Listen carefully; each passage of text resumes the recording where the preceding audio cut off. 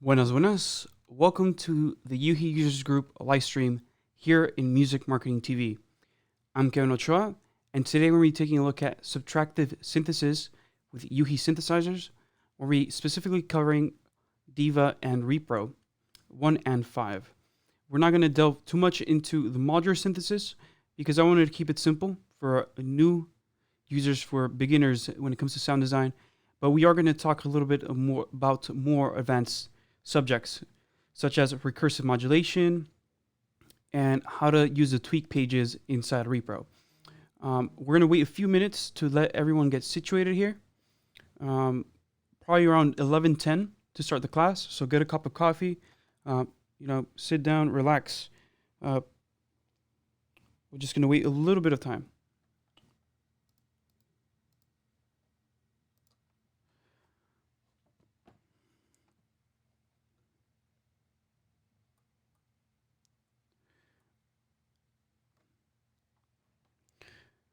As you guys are rolling into the live stream, please let me know where you guys are from, what country you guys are viewing us from, and let us know any questions you have, and we'll answer them in the open Q&A portion of this live stream.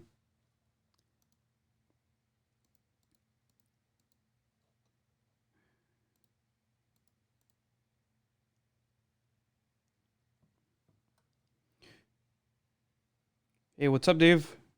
How are you doing? By the way, if you guys, si tienen preguntas en español, pregúntenlas en español y no tengan miedo. Aquí tenemos español, alemán y otros lenguajes también. Hey, what's up, Brian?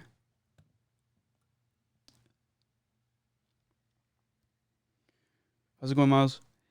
Chicago, Illinois in the house.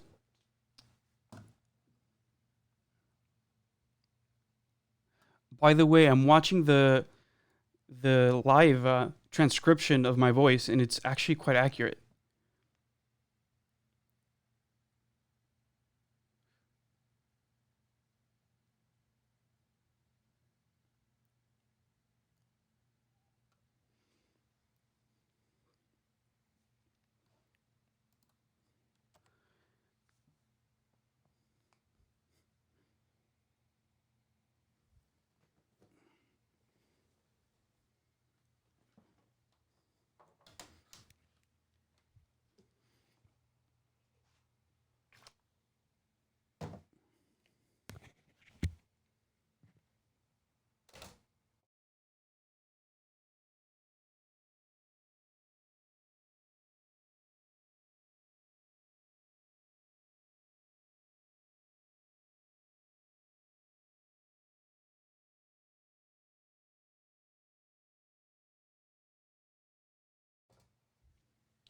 Hey, we have people from Turkey as well. Awesome.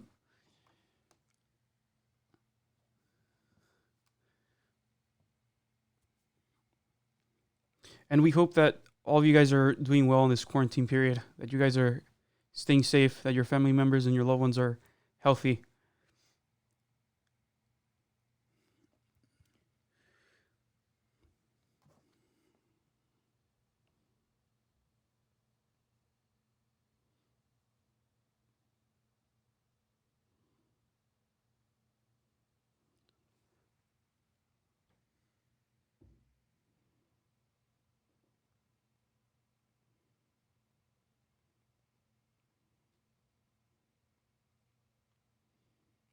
While I wait, I'm going to log into the FL Studio forums because I just heard that there was an update this morning to FL Studio. I know it's not, this is a Yuki live stream, but we also represent FL Studio and we show FL Studio. So I'd like to see what the update is.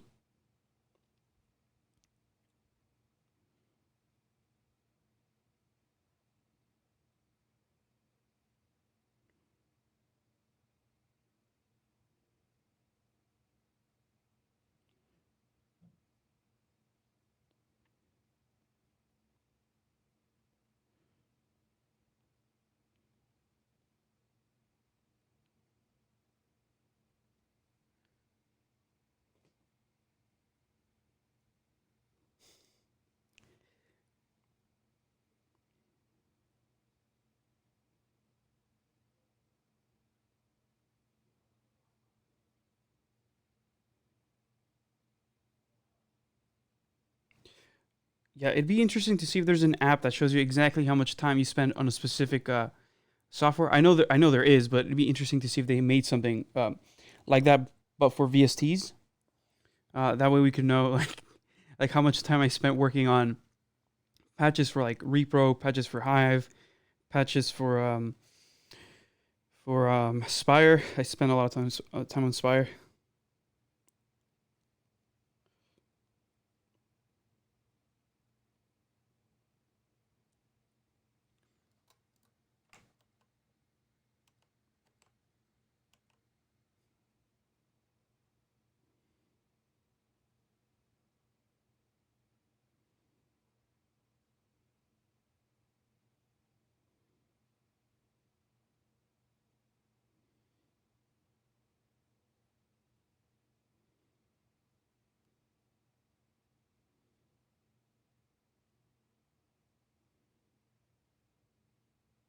Okay, so I just logged into the ImageLine forums, and FL's gonna get no envelopes, more MIDI controllers, as if it already didn't have enough.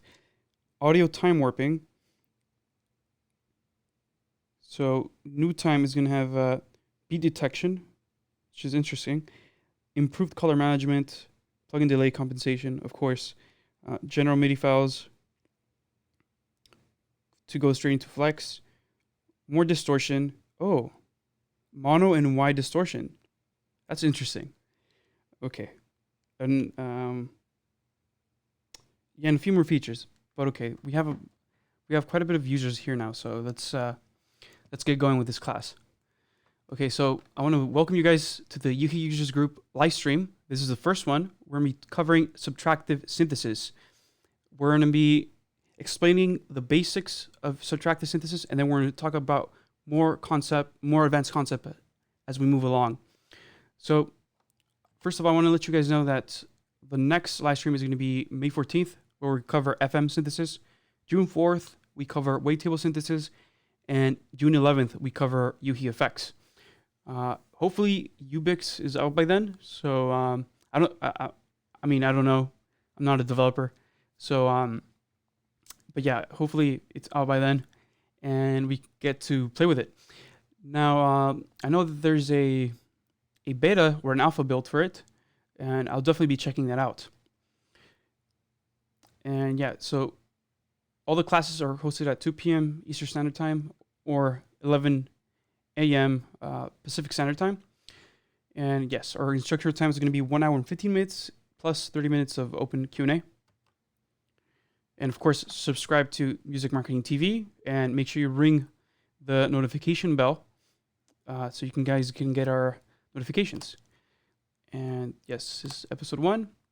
And let's take a look at what we have on the plate today, which is what is subtractive synthesis. Where we explain a little bit about subtractive synthesis. We're also going to cover a bit of the history. We're going to delve into the tools that we're going to be using today, which is Diva, Repro 1, and Repro 5. And we're going to be covering programming synthesis for first-timers, some more advanced concepts, and we're going to open up a project and we're going to start to add effects to it, and also we're going to break down some of the synths that we have in that project. Okay, so subtractive synthesis is the idea that we have basically sound. It could be any sound, whether it's a noise oscillator, a saw wave oscillator, a square wave oscillator, a sine wave. Well, not a sine wave, because sine waves, you can turn on the filter on and off, but there's not much to filter. However, the idea is that we're going to use a filter which removes or attenuates frequencies. So you should think about yourself as Michelangelo picking at a piece of marble that eventually became David. And I mean, imagine how much time this work of art took. Sound design doesn't take as long as this, but think about it like that. Except our tools are merely filters, envelopes, and LFOs rather than picks, So our medium are going to be sound sources, not marble. So here we see a saw wave, which has been filtered, and as you can see, it doesn't have those peaks as it had before. The saw wave doesn't make it completely to be a saw wave because we cut off the higher frequencies, so they don't rise all the way up here. And you can see here that the cutoff is set probably a quarter of the way up. And here are the tools that we use for subtractive synthesis: noise oscillators, regular saw waves and square waves, and different types of oscillators. Basically, you can have oscillators that are stagnant, so they only are one wave at a time, or some that can be multiple waves, so they can go between being a square wave and a sawtooth. Next up, we have filters. Again, there's different types of filters. There's low-pass filters, high-pass filters. We have envelopes, which are attack, which, most of the time they stand for ADSR, which is attack, decay, sustain, and release. So this predicates how long our sources sound the way they do. And then we also have LFOs, which are continuous modulators. And a brief history of synthesizers. The first one was actually thought about in 1893 by Tadeusz Cahill. I'm pretty sure butchering that name, but that's the best I can do. The idea wasn't actually patented until 1896, and the first publication was in 1902 in New York City. So this took years to build upon. So, like with any segment of technology, it increases at a really the growth of it is exponential. So you'll see that back then the synthesizer essentially couldn't even fit in a room. So over here in this picture, we're just seeing the control levers which the guy playing the keys was pulling, right? And over here we see all the cabling that actually creates a sound. So it was so large that it had to be stored in the basement of the Metropolitan Opera House in New York City. So initially the idea was not necessarily to create new sounds, but rather to broadcast music through telephone lines and through speakers that were in open spaces. However, there was leaking from the cables out to radio transmitters, and eventually the government wanted to shut this down. And I think by 1906, it was pretty much set aside, and by 1912, it was like the company was over. So we actually don't even have a single piece of these synths left because they were sold off. Basically, Thaddeus's younger brother sold them off after Thaddeus died because he needed money to survive, and he sold them as scrap metal, which is very sad. And there's not one single recording of the tarharmonium. So for the next 70 years, many scientists, professors, music composers, and tinkers try to make new synthesizers. So initially, they were trying to emulate instruments that already existed. So a lot of times they were trying to, recreate flute sounds, keys, as you can see here. This was actually the first polyphonic synth, and it was introduced in the 1940s or 1930s. It was the late 1930s or early 1940s. I don't remember exactly. However, this right here is the first incarnation of a polyphonic synthesizer. Of course, these synths were not commercially viable. As you can see here, they would take up whole entire rooms. So basically, they're unusable. And they were not commercially viable, like I said, until the 1970s, where companies like ARP, EMU Systems, Moog, Sequential Circuits, Roland started to roll out synthesizers that were much smaller, that the user could use on a live stage. So here we have the Moog Model D, the Sequential Circuits Prophet 5, which are some of the synths that we're going to be talking about because Diva directly emulates the Poly D. I mean the Poly D, the Moog Model D, and Repro 5 emulates the Prophet 5. So in the 1980s and 1990s, we had the digital revolution, where we were able to put chipsets and increase the number of voices in our synthesizers. So we have, for example, the Yamaha DX7 come to fruition in the 1980s, and we also have synths that have many more voices, such as the Korg Poly Synth 6. And eventually, towards the late 90s, we had instruments like the JP 8000 and the Virus series that could basically create multiple oscillators and have them detune and essentially create multiple voices of unison within an oscillator. That's even before you hit the outputs of the synth and try to create unison. So it was really interesting to see this, and this gives us a whole different texture to our oscillators. And I'll explain that with Diva, because Diva has a JP8000 module inside of it. So let's hop into the now.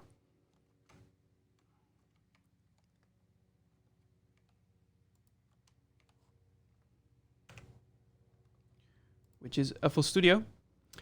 And here we have, unlimited access to basically any type of synthesizer we would want, any type of effect, any type of sequencer, module, or whatever controller module that we would like.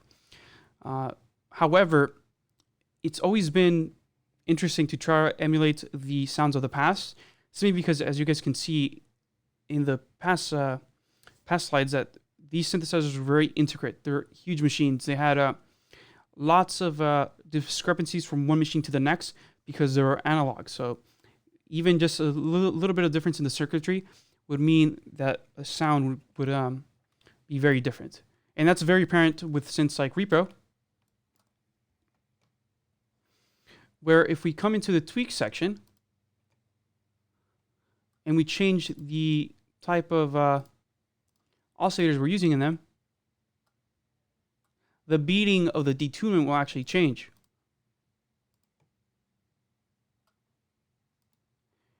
So if we were to switch all our modules to ideal, there's less movement in the synthesizer. Let's switch it back to P5. Let's put P5 hold on that guy.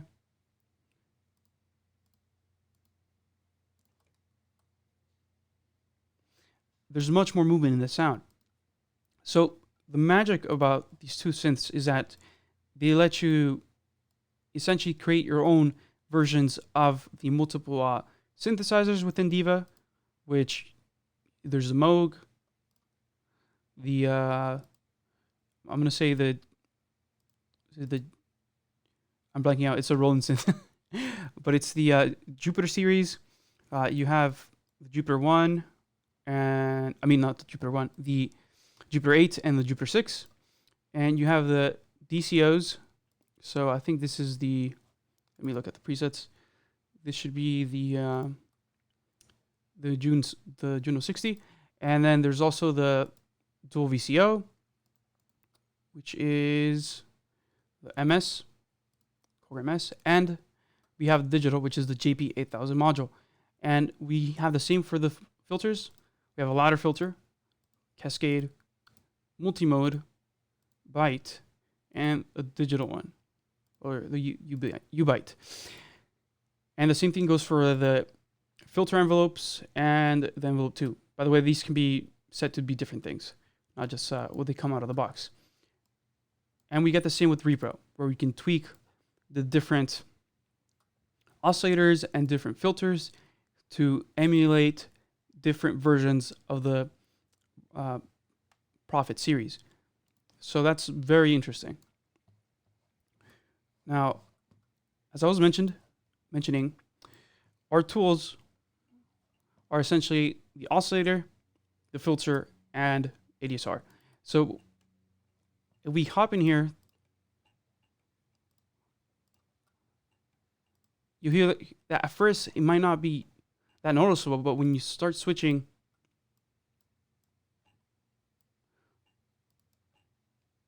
settings inside an individual oscillator, there's definitely a change in the timbre.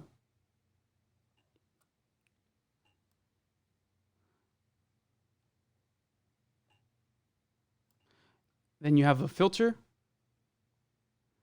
that reduces or attenuates the frequencies. So if I wanted to recreate an instrument that, like a violin, I would want to have all my frequencies come in immediately. So then I would use something like a ADSR envelope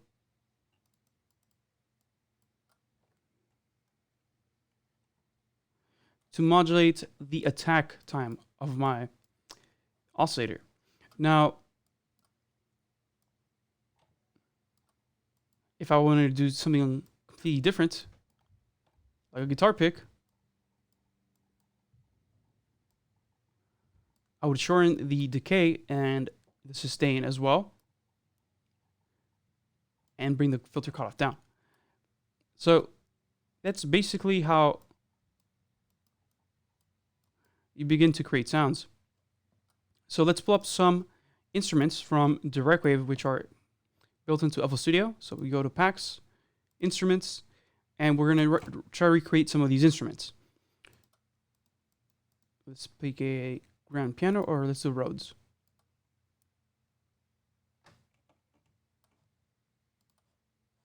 And let's pull up the spectrum analyzer. You can see here that essentially we don't have any frequencies above a certain point. Whereas when we had the open saw, there's too many frequencies up there. So what we want to do is essentially attenuate the frequencies in the high end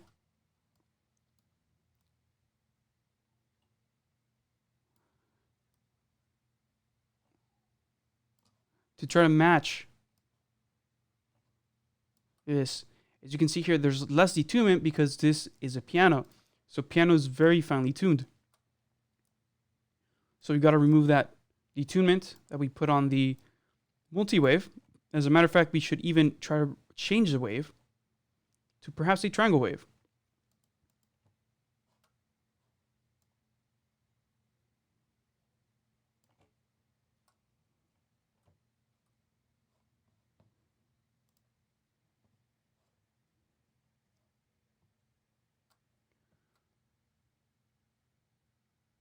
You cannot hear the synth audio. No way. Are you guys serious? I tested this before, though. Wow.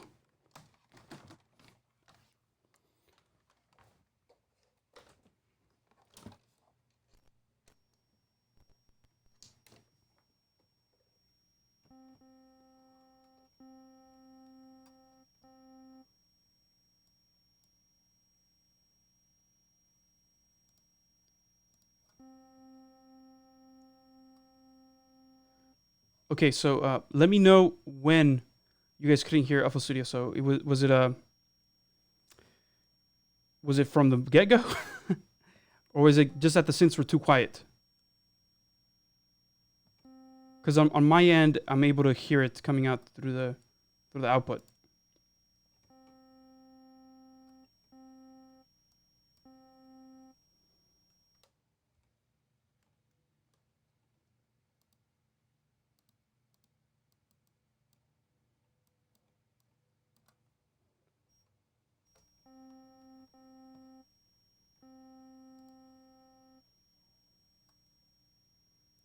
You guys never heard anything.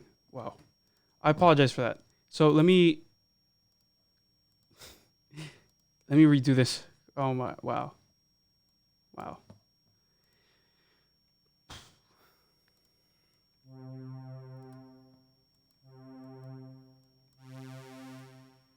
Okay.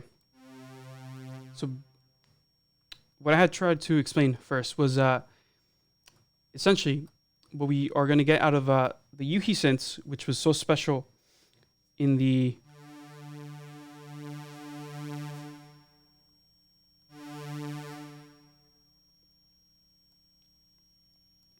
Is sounding good on your side now?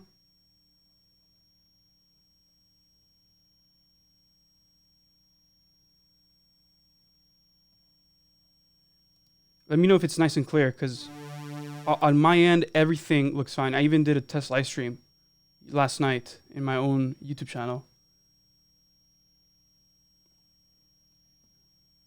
Okay, good. Let me go ahead and re-explain that. Sorry about that. Okay, so now in today's digital age, we can have basically unlimited power when it comes to being able to use whatever type of tools we like, because we have access to basically everything that the scientists and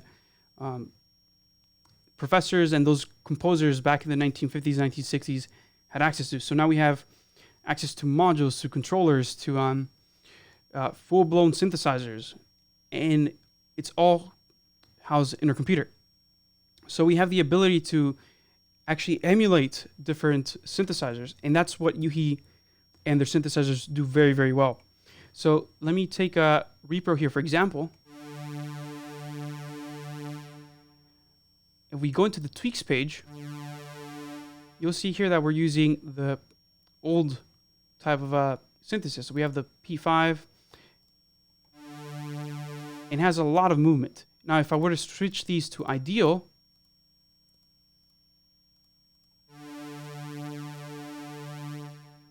the synth is much cleaner and there's less modulation, less movement around, and also listen to the high end.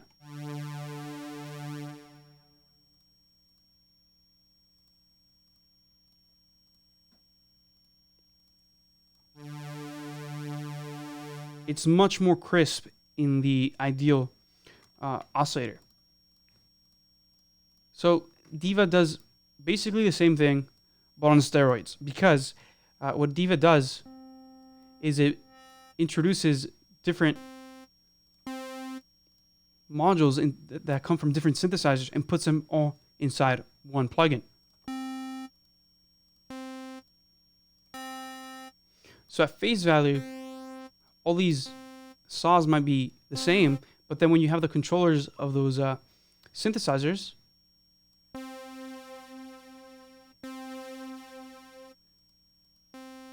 you get a wider array of timbres to choose from. You also have that same feature within the filters. So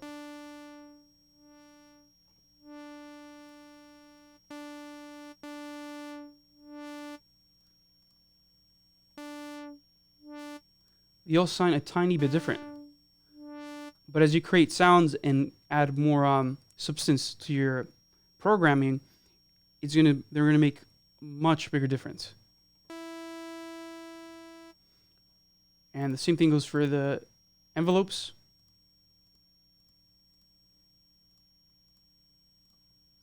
And if you guys come into the presets tab, you guys can see the type of synths we're emulating here. So here we have the Alpha.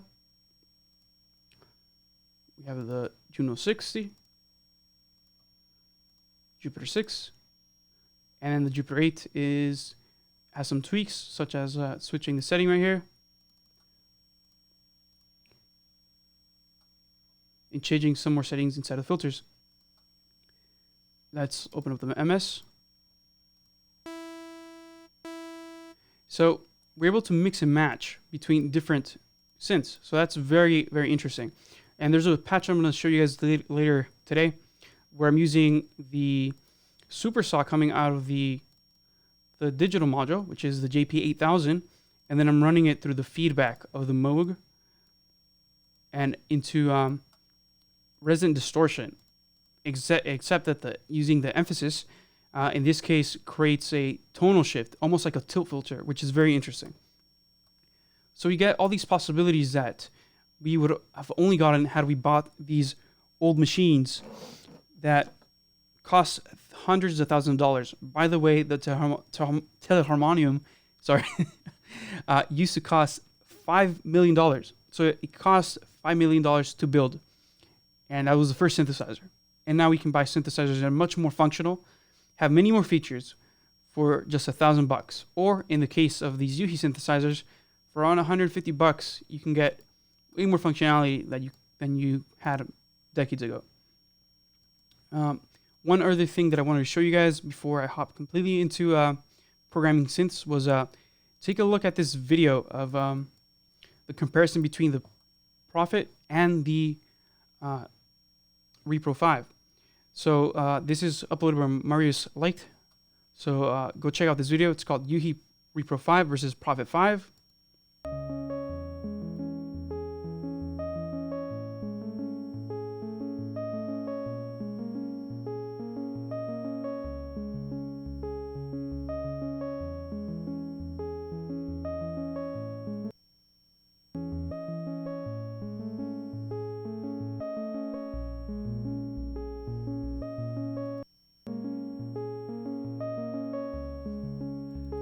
And as you can hear, there's basically no difference between the UHI emulation and the real Prophet 5. Now, the reason that is again, because we're able to use the tweaks to model the exact Prophet 5. So there was different versions of the Prophet 5 that came out. So we're actually able to emulate the circuitry in those different versions. Okay, let's hop back into Diva.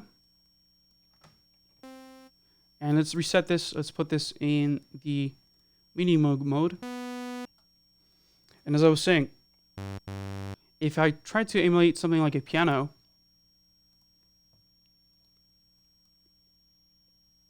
I gotta do a couple things. Use a filter to pick at the frequencies I don't want to be there.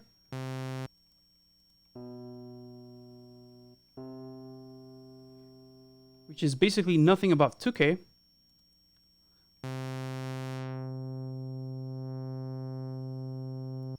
Then I gotta use the ADSR envelope. And I can set these envelopes to be my release as well.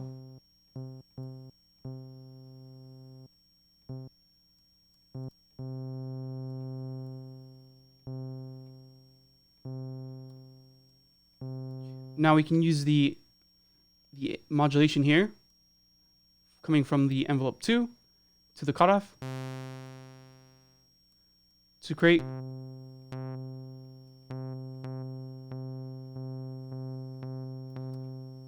the little clicking noise you hear at the beginning of the piano. The little twang.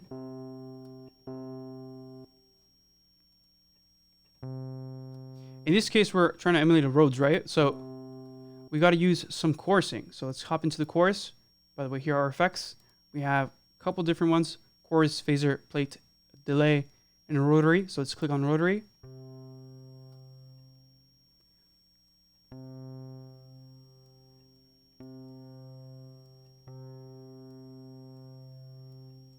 We can choose different types of modes. So then we can select the mod wheel or the pressure to dictate how much our sound rotates. Let's stick to the mod wheel, and I'm going to come into the mod wheel and push on my mod wheel.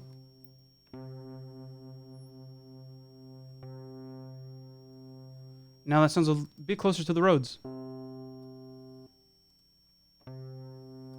Of course, there's a little bit of a drive that the Rhodes has at the beginning. So how do we do that? Well, first of all, let's see the differences if we change the waveform in our oscillator. So let's hop to a triangle wave.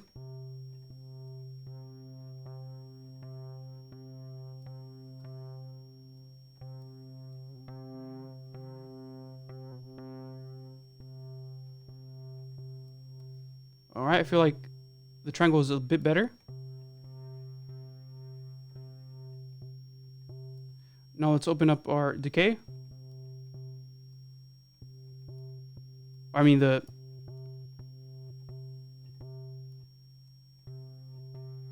filter cutoff and the envelope 2.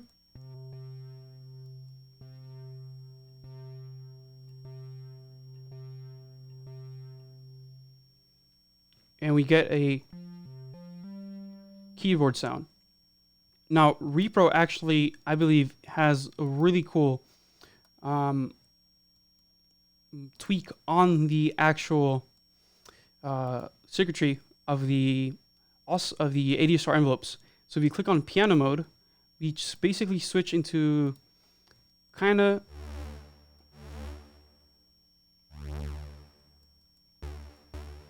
like a one-shot mode, but with some decay and sustain. So let's init this real quick.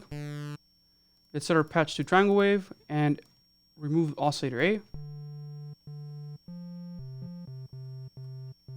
And I'm going to go into the effects section. I'm going to do something. I'm going to include or activate the distortion and change the amount and tone.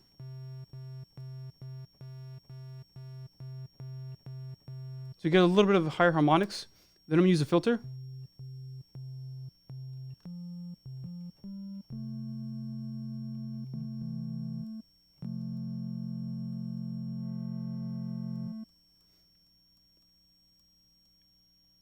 And engage the velocity envelope, or the velocity modulation on the envelopes.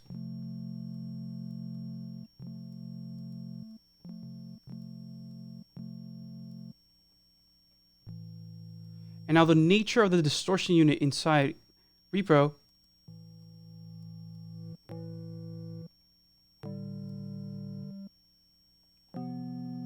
allows there to be no intermodulation distortion when you're going from one note to the next. Because essentially what this is doing, it's basically a polyphonic distortion.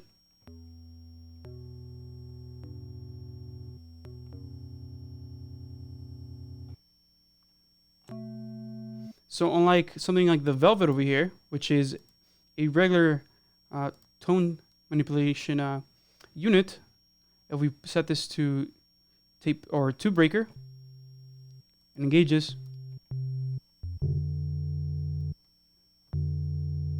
we do get that intermodulation distortion. So let me turn on the distortion.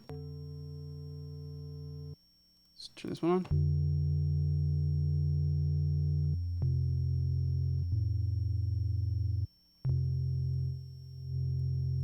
So if we use this distortion over here, we can create some higher harmonics that we need from a keyboard.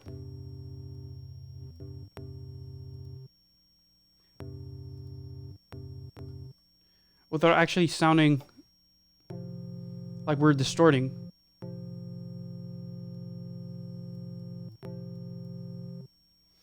Okay, now I want to show you guys how to make some drums. So let's go into this other project I had here.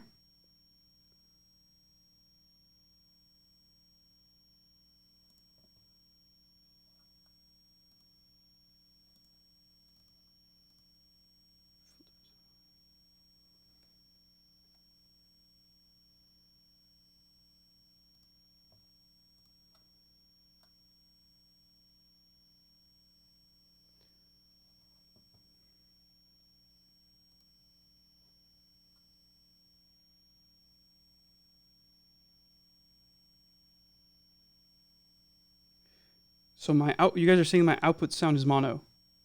That should not be the case. I will check later once I'm done with the live stream, but it should not be in mono. Even my input as into OBS is stereo, so it should be mono. Let's hop into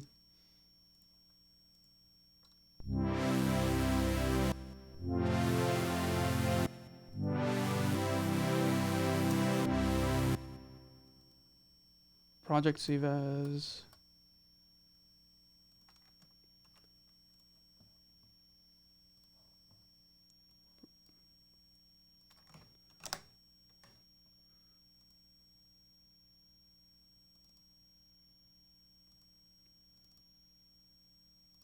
Okay.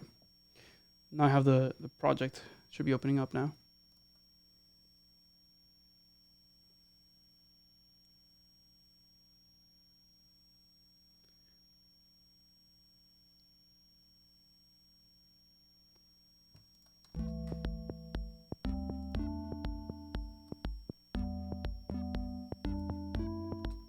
So here we have some drums coming from Repro.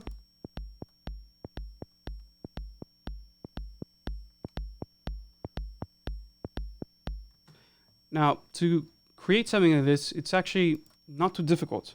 A lot of people don't think you can create good sounding drums with old synthesizers. So now you have a lot of plugins like Kick, Start, and plugins from like Sonic Academy and stuff like that, which try to sell you the idea that you kind of need them to make drums, but that's not the case.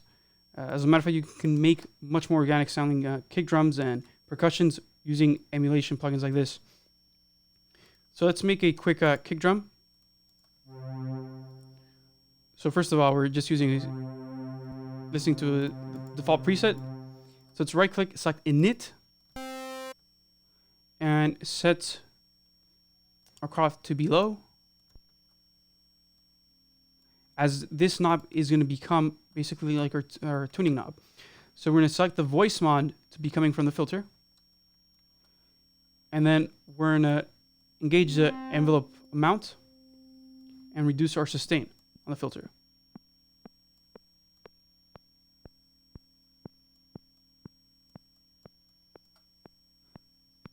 The next thing we're going to do is we're going to go into the tweak section and we're going to engage the one-shot mode.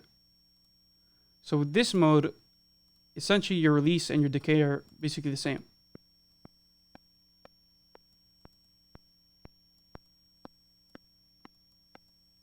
Of course, we're going to turn on velocity if you want to include velocity in your drums. Now I'm going to use the amplifier.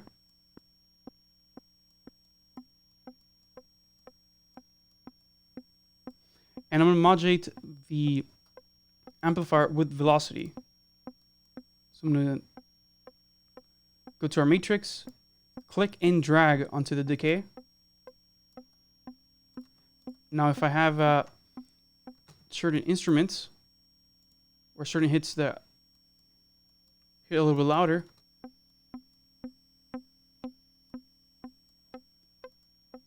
they're going to ring out a little bit longer.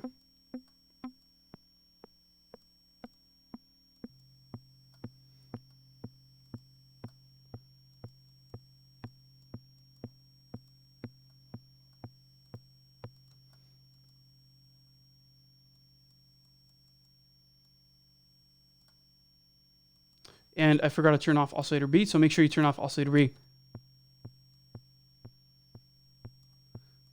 Now if I go into the distortion, turn this on.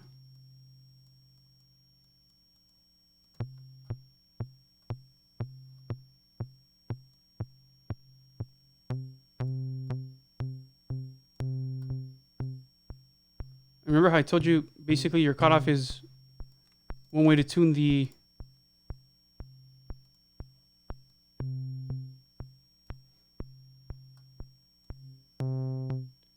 your sound.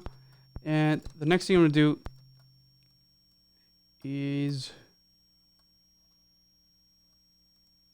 set this to mono. I forgot to do that. It's very important. If you don't set it to mono, it's going to re-trigger a little bit different every time. More so than it already would. The other thing I'm going to do in FL Studio, when you engage a sequencer, basically these are foreverly held notes. That's why you have this ringing. So if you're using a DAW, which uses drum programming before it engages MIDI, make sure you extend the length of your notes. Let me hop back into the original preset I had.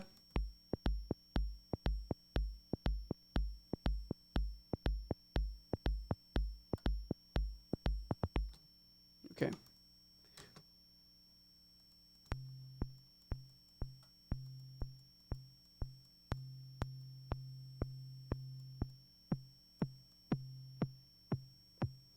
Now I'm going to push up this resonance, and that's really what I was missing. The resonance essentially makes the filter ring out.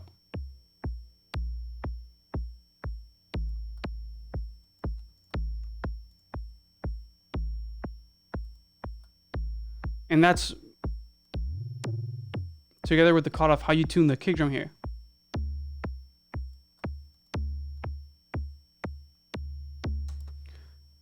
Now, you can also use this tone in the distortion, like I said earlier, to change the way your the filter and the distortion react to the notes. So I'm going to choose the keyboard follow. I'm going to put this positively, and I'm going to increase the distortion amount as I move up the scale. So now I'm going to add some drums up here too.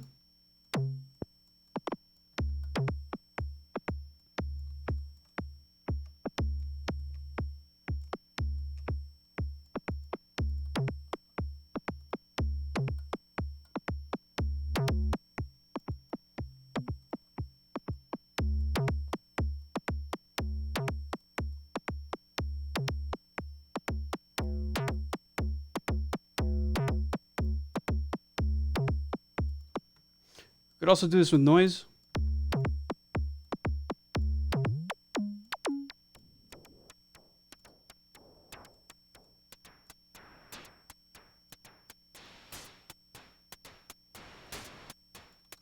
So if you guys were trying to make like open and close hi-hats, you could use the distortion, set the keyboard follow to increase the amount of distortion, and that way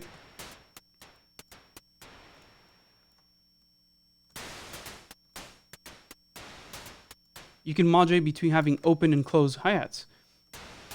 Also, keep in mind that I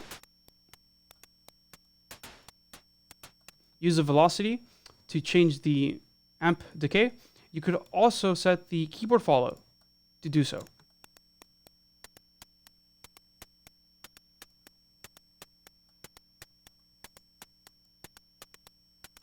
So those are some tips to create some drums. And yes, it is a nice kick. Thank you. The other thing that I really like about Repro, which I'll talk about a little bit more later on, is the Res EQ. Let me go back and recreate that kick drum.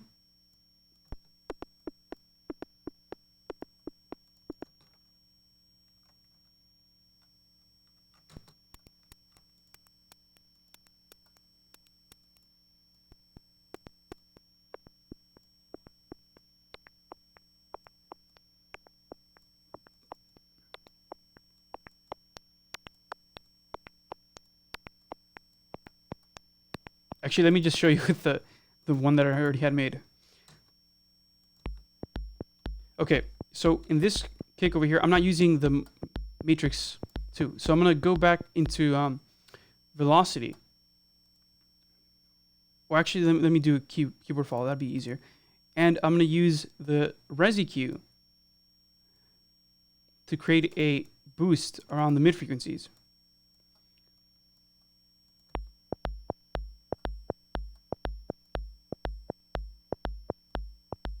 So the higher my notes is,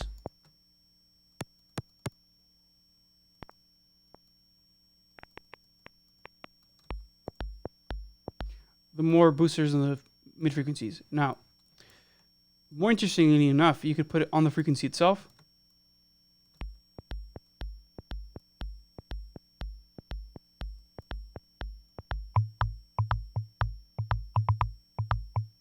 And essentially get a secondary filter, which, you know, is really cool.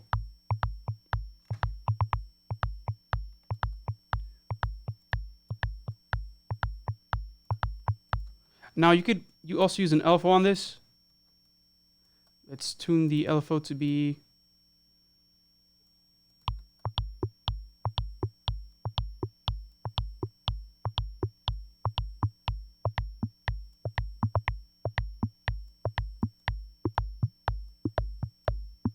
so add a little bit of reverb.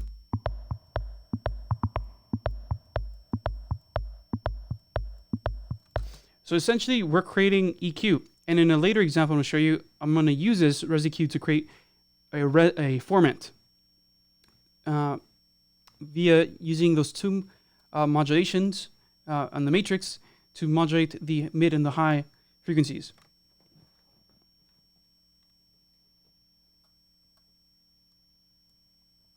Yeah, I'm not going to be boosting that up anymore on the 5K. Sorry, I just want to demonstrate that. Now, let me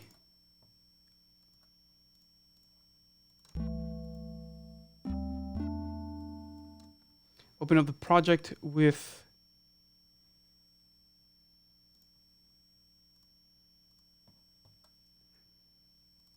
some of that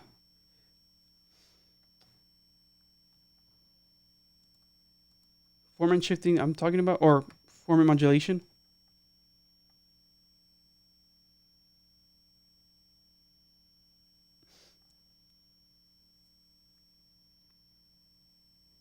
Yeah, I'm sorry. It doesn't sound as bad on my end. I have I'm using Sennheiser's HD 650s, and they're actually not very aggressive on the high end. That's my one complaint about them.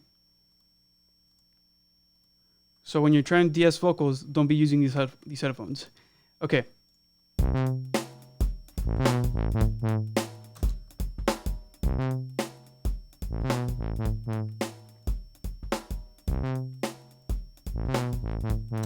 So in this project, I basically recreated a bunch of different things. Most importantly was this little sequence I made with repro.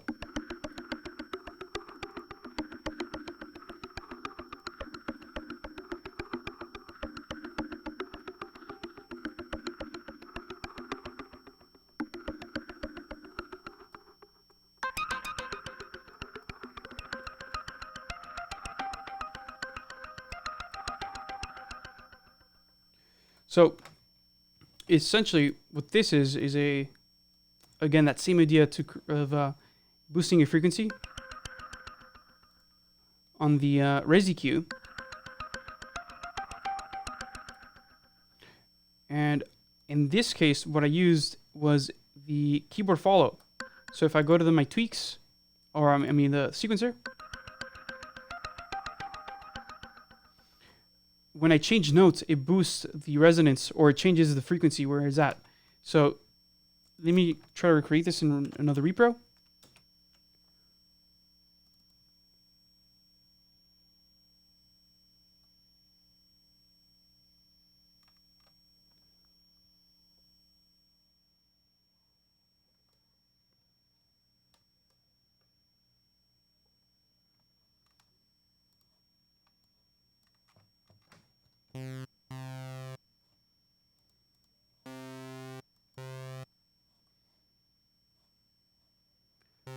All right, so let's start off by doing some modulation or putting some notes on the sequencer. So let's turn on the sequencer. Let's turn on the play. And let's set this to 16 notes. I'm going to change these to play thirds.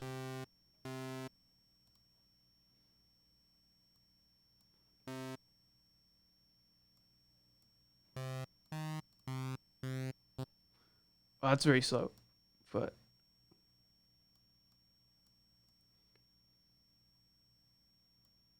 let's turn these guys on.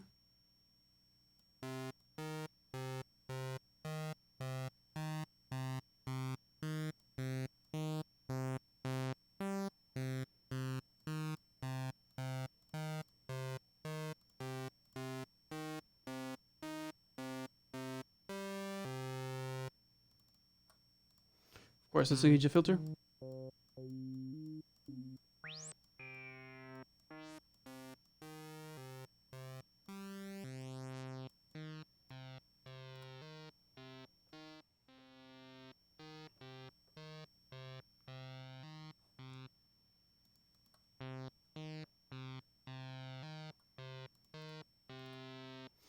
And I'm just going to write down some MIDI so I can free up my hand.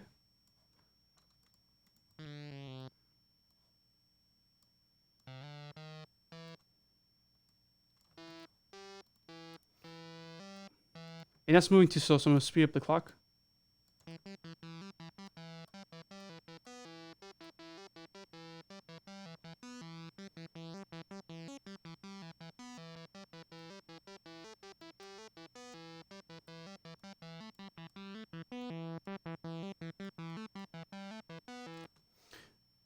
Cool. Now, as I said earlier, I'm going to use the performers over here to engage the Resi EQ. So let's turn on the Resi EQ.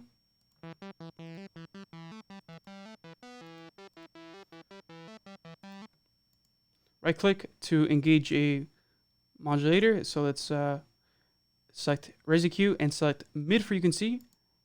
And I'm also going to select the high frequency. I'm going to change these to be different. So one's going to be positively affected, the other negatively affected. And I'm going to set this in resonance mode. Whoa.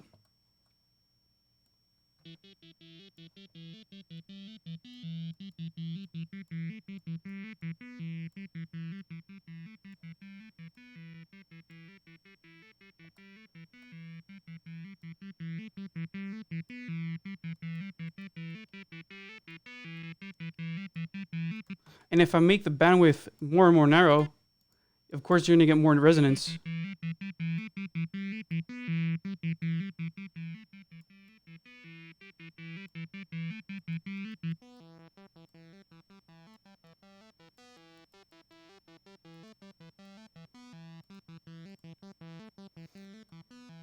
Let me use some reverb on that.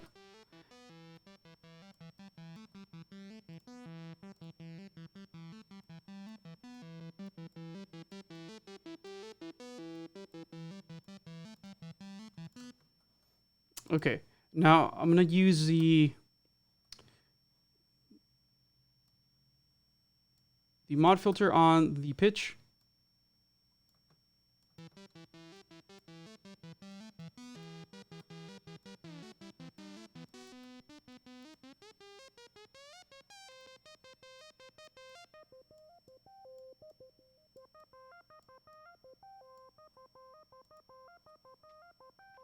And I'm gonna put the jaws distortion at the very end.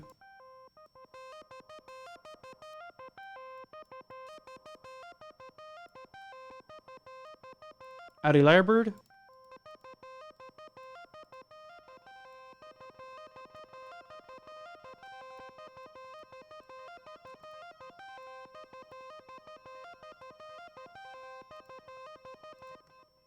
Now that this is a little bit more interesting, let's slow this down.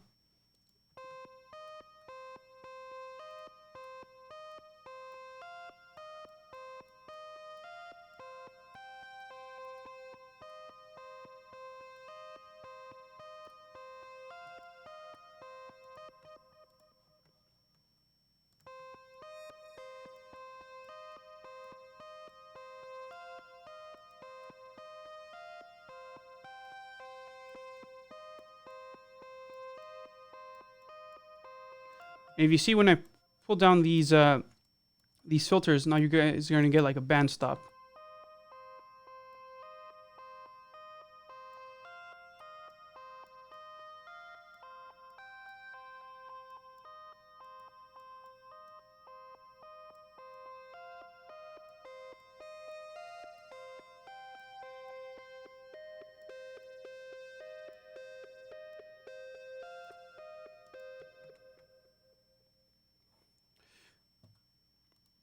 So that's an additional way to get more filters out of Repro.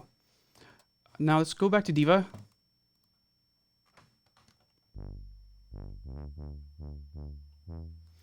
Now, a topic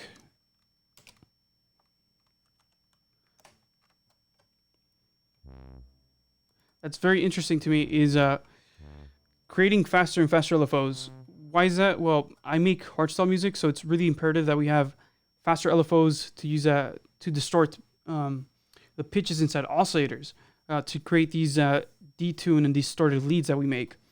So let me hop over to the digital oscillator. Engage the multi. Of course, I'm going to open up the filter as well. So by default, the LFO1 is the vibrato.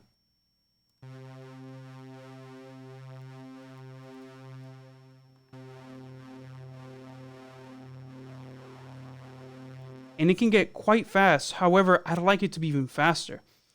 A way to do that is by choosing the modulator of the LFO, or the controller of the LFO, to not be the mod wheel, but instead itself. So I'm going to select LFO1. I'm going to set the sync to be 0.1 seconds.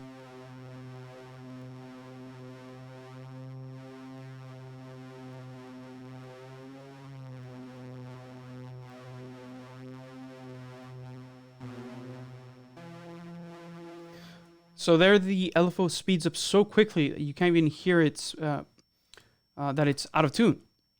So that's very, very cool.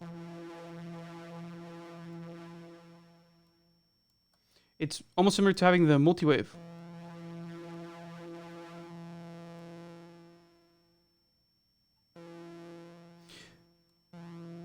Now let's try to do this on a much less distorted sound.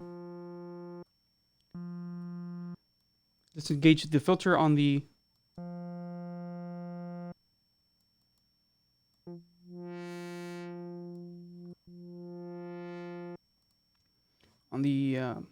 LFO on the filter. Now, if we had set this up to be quarter note, try to tempo match our track, we can still use the LFO.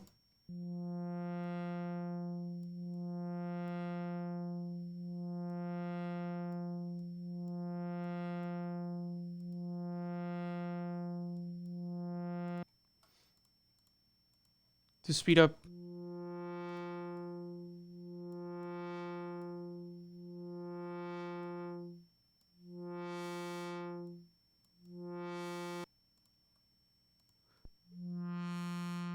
Any movement we have in here.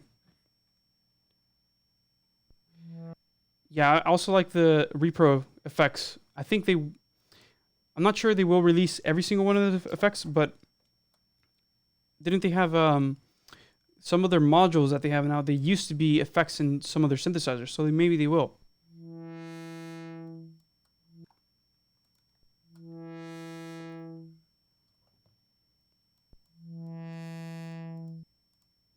Let's choose a different saw wave.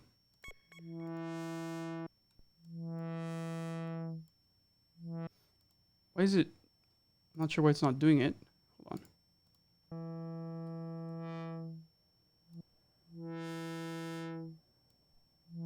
Oh, I'm using LFO2. That's such a new mistake. So make sure that the LFO you're using is the right one. As I said, LFO1 is meant to be the vibrato on stock. LFO2 is meant to be the modulator. Okay, so let's once again grab the LFO1.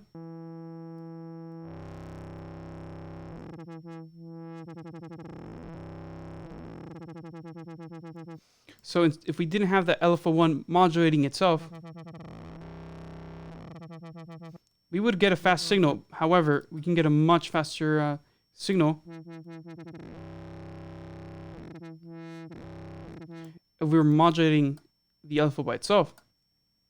Now, let's change the rate once again to 0.1 seconds.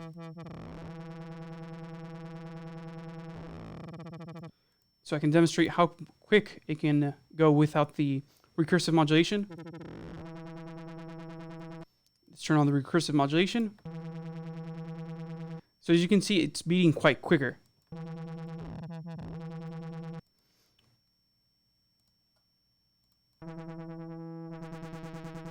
And if we let it modulate the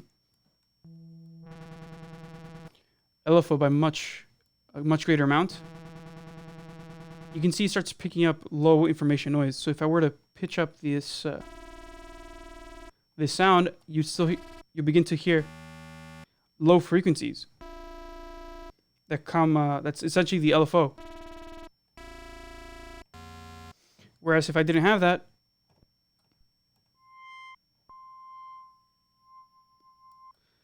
I wouldn't have those low frequencies.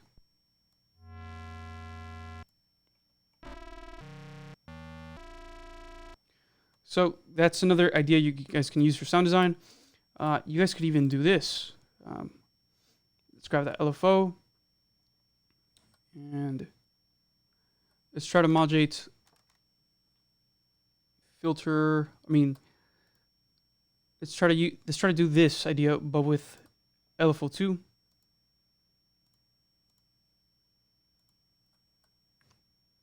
Or LFO1. I always forget you can switch this the settings. Like if I'm using any other module inside Diva, I know I can switch the modulation sources. But if I'm using the Mini Moog modulation version of it, I always forget you can change the modulation sources. So let's detune the pitch of this.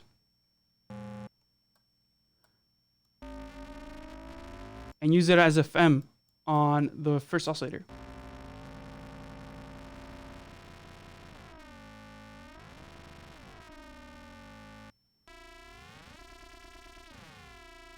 So you can start to get actually some dubsteppy noises out of Diva, which is really, really strange. And eventually what I came up with was something that sounds a little bit more modern instead of something more vintage. So let me pull up a demo project that I had.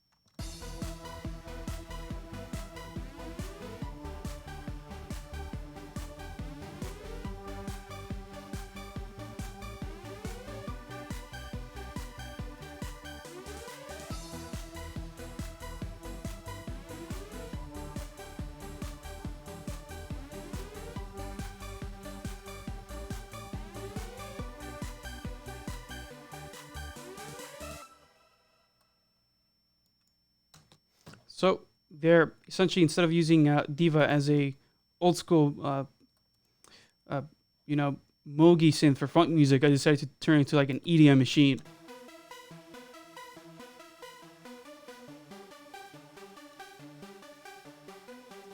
And it does a great job at it.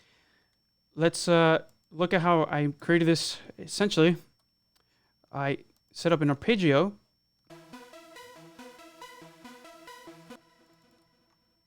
Let's look at the MIDI real quick. So I set up 2 notes to essentially create a chord. But instead of having the third, or I mean the second notes in the chord be a minor or a major third, I just left it out in the open. And instead, I use the art modes to trigger what I want it to be.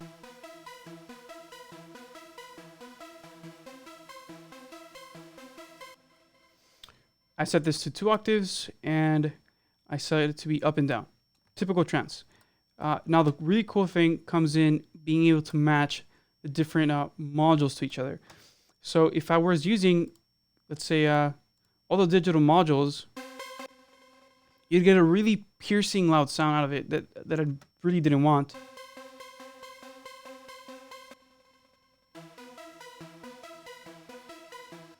And that was just too much for me. I didn't like it. But if I use the high pass filter and the ladder filter,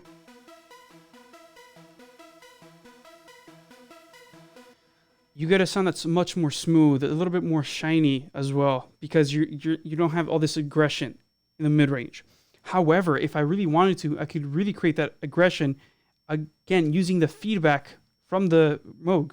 So if I pump up this feedback and back off the emphasis, you see a change in the tone.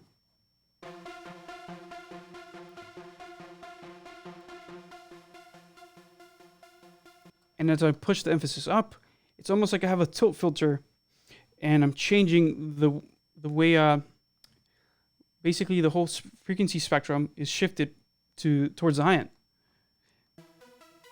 But also you get a reduction in the distortion because this is a feedback loop essentially.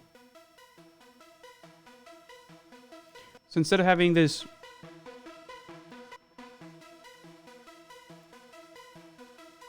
sound that sounds pretty good by itself, I wanted to make it a little bit more thick.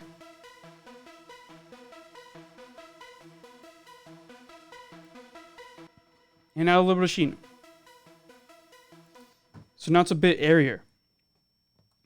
And I also wanted to use the analog envelope.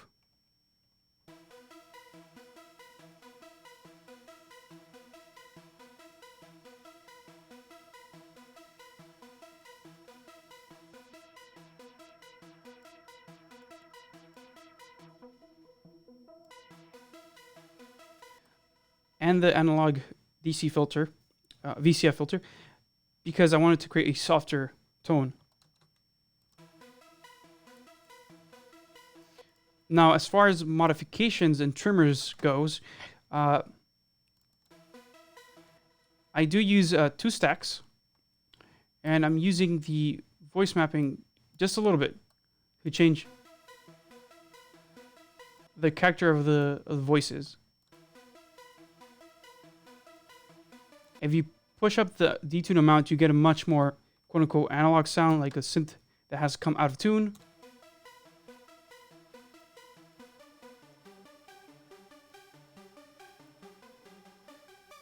But sometimes pushing it too much is obviously too much. It doesn't even sound good anymore. However, if you wanted to create the effect of a broken machine, you could do so. It's also important to keep in mind that the way these detune and voice drift sound, they will sound slightly a little bit different with every type of oscillator. So let's try the triple VCO. Let's detune it.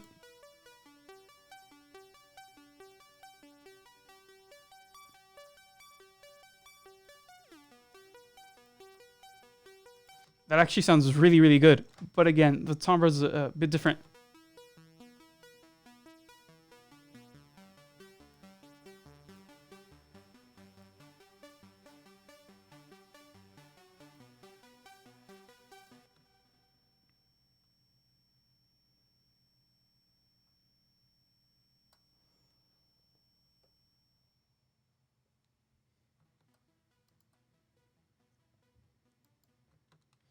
Let's try the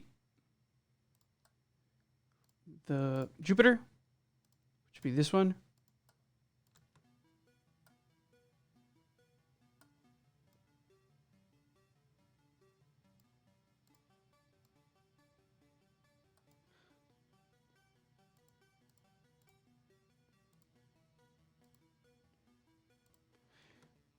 So even just hopping from one Jupiter model to the other, whether it's the Jupiter 6 or Jupiter 8, it sounds massively different.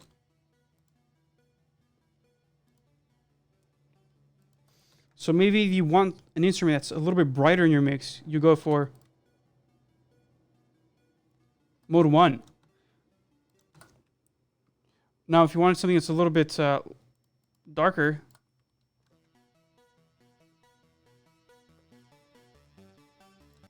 you go with mode 2. So it just depends on what you would like.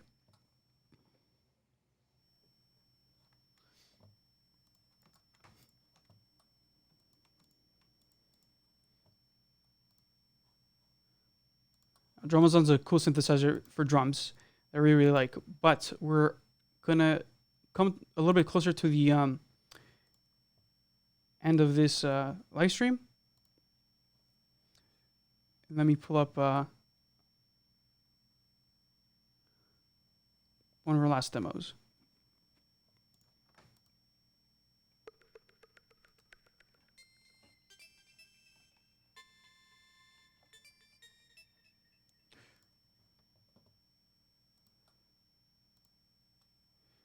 Which is going to be the repro and creating those big pads.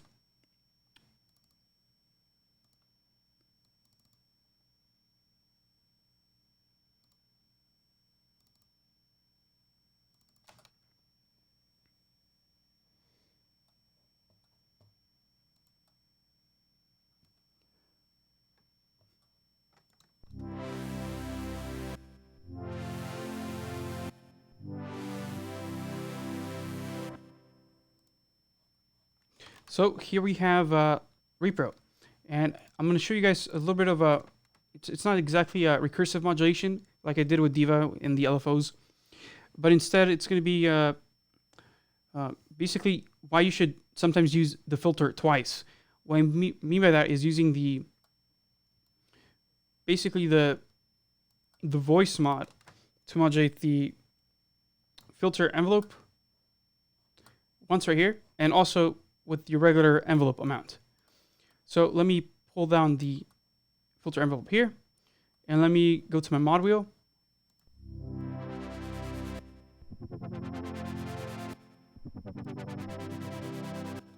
To introduce this LFO that I have over here.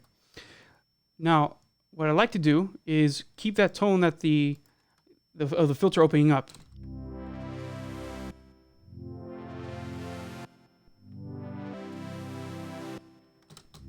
While simultaneously having the LFO ring out as if it were, almost like a future bassy type of sound.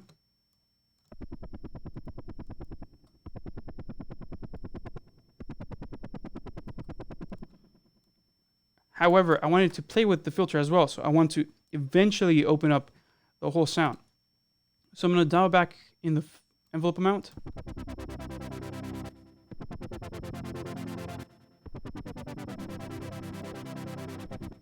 But I do want it to completely open up. So this is where the filter envelope comes in handy. Whereas I could open it up here.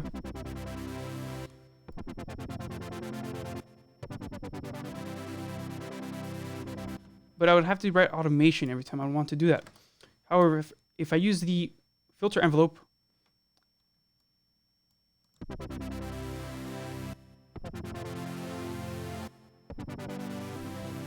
and have it modulate the filter once again, it works perfectly fine.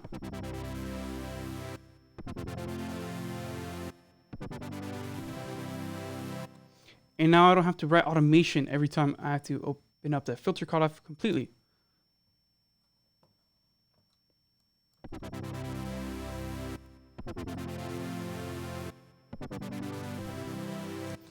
Now let me show you guys how to create this synth. Let me copy the MIDI over into this patch and initialize this patch. So first off, you're gonna hear a bunch of crackle in the sound because my CPU can't handle it. So I would suggest you use the multi-core functionality in Repro.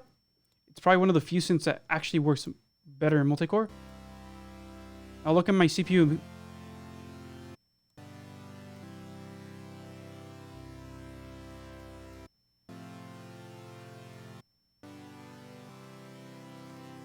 Keep in mind that I'm also running a few other apps at the same time, including a screen capture software. So my CPU is going to be hit quite a bit. I think the screen capture takes about 15% of my CPU. But here we have Repro. When you use a multi-core, it just is able to function much easier on multi-core CPUs.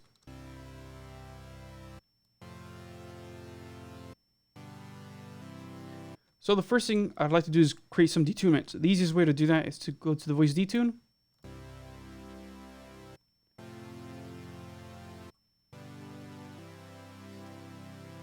Add some in there. The other thing I'd like to do is just slightly detune the two oscillators. So instead of just moving this up and down to create an octave or chords, hold on, there, a major chord. Instead of doing that, I'm just going to press Control and move this a tiny little bit. Actually, it's Shift on this one. So if I press Shift, I just move this a few cents.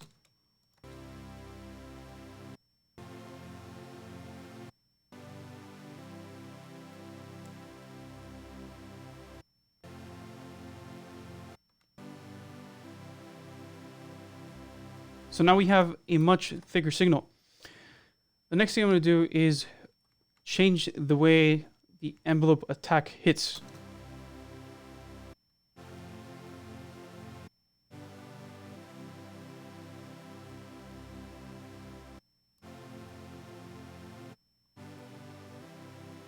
And the next thing I'm going to do is change the filter. So I'm going to bring the low pass filter down so I can barely hear the first harmonics.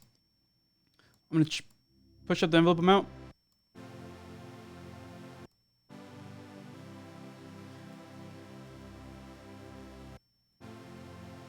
And for this one, I'm really going to push up the attack quite a bit because I wanted it to play for a few seconds before it actually opens up all the way.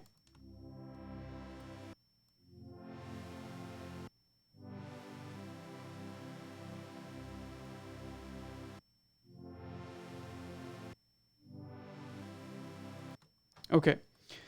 And now, again, I can go into the effects and use a little bit of distortion.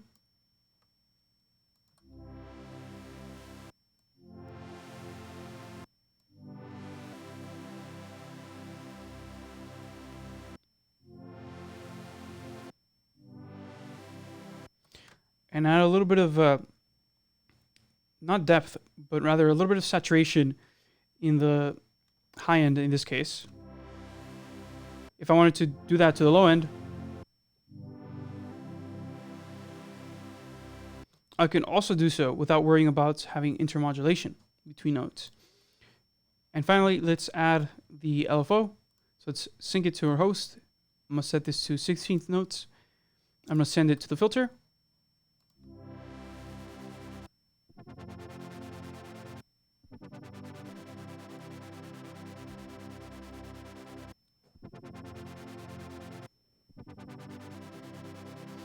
And finally, I'll use the filter envelope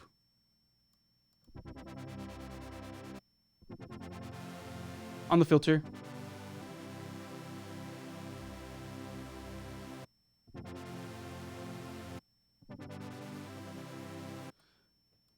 To finally open up the filter all the way. Well, I'm also using the LFO.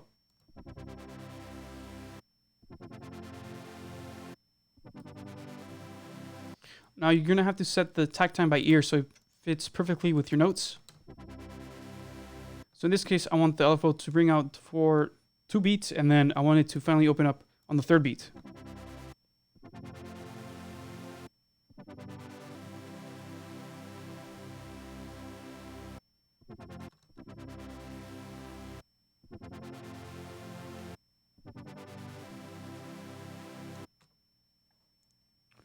All right.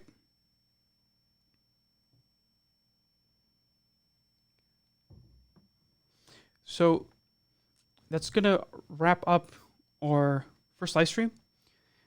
We are looking forward to have you guys in further live streams, such as the one we're going to do on FM modulation.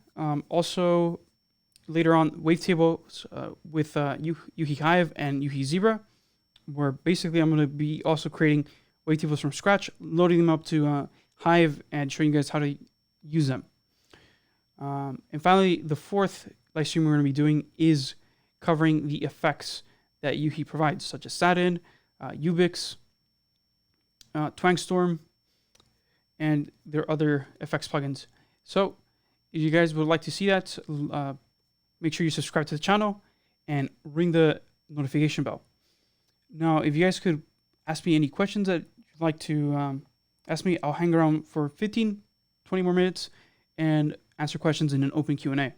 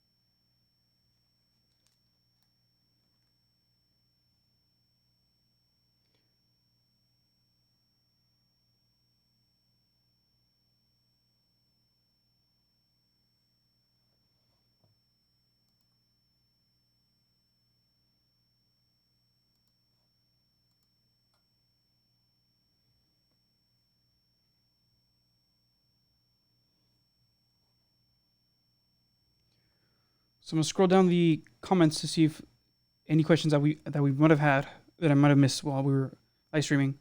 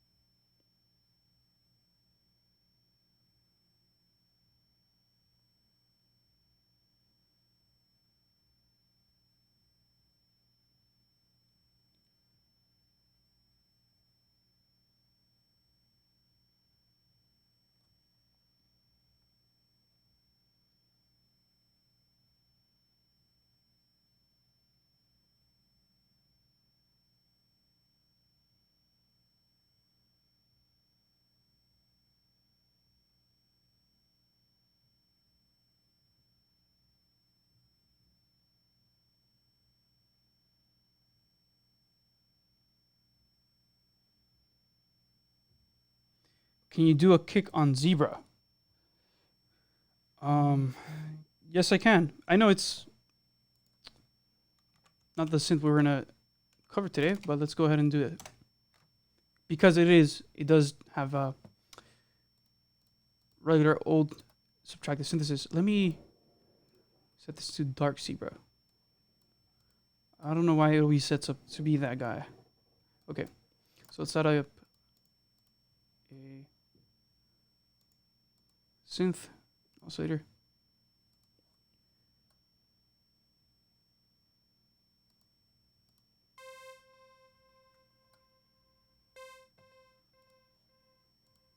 Let me turn off these effects.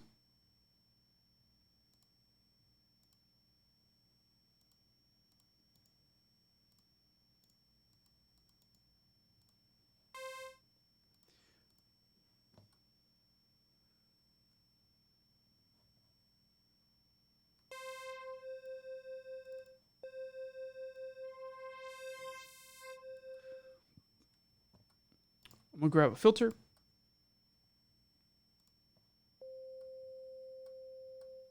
I'm gonna create a new envelope.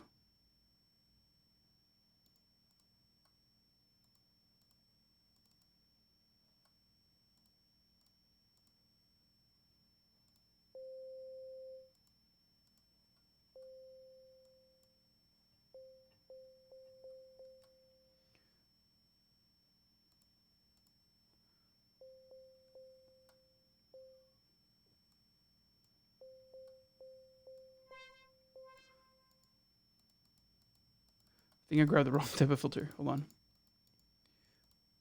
Remove. Has to be a VCF. Okay.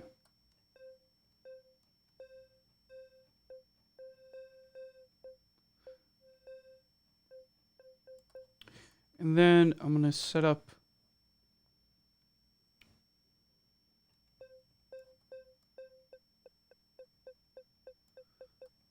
my modulation source, which is envelope 2. By the way, I really like that Zebra automatically figures out where your envelope should go. Okay, let's set up a MIDI sequence. Click. And like I said, again, with FL Studio, you kind of have to grab the notes and release them yourself.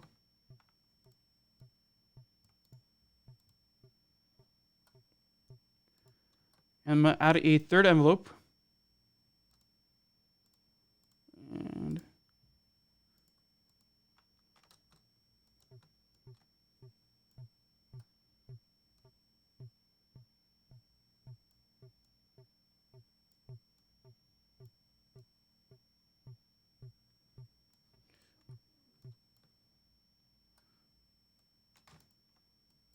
let's modulate the tune, and let's add a third envelope.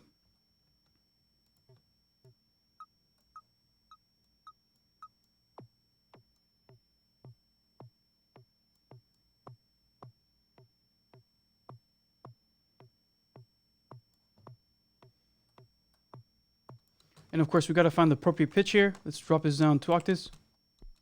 Maybe just 1.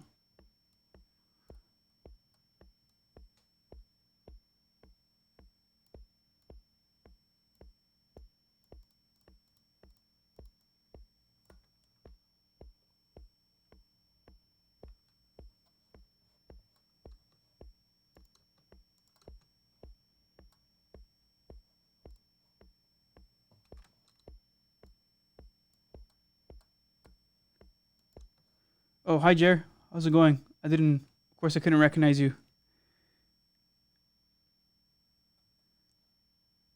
Oh, okay. Kick like I did on Repro. It's gonna be a little bit harder because the way the oscillators and the envelopes work here are a little bit different. So let me try to dial it in.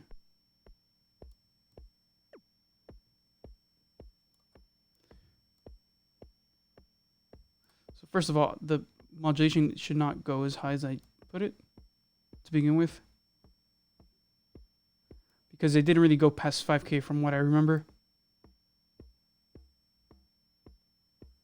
And of course, let's push up the resonance.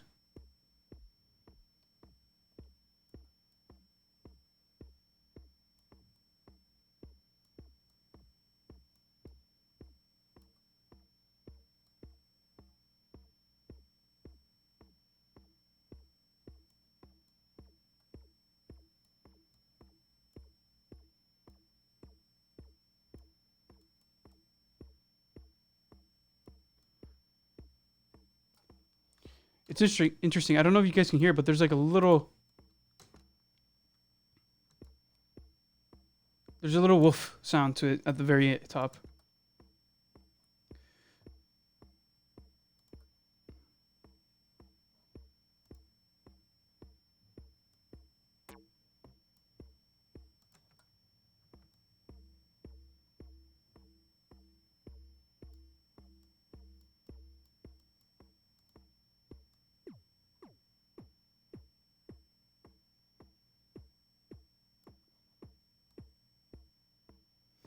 And for the kick that I did in Repro was more of a it was based on the filter, not really the oscillator. So really the pitching that I'm trying to do here don't really take that into consideration. As a matter of fact, let's put it all the way down.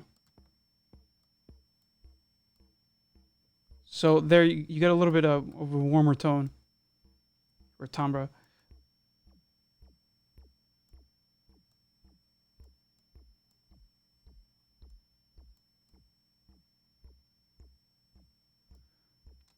I'm just having a hard time replicate the transients of the repro.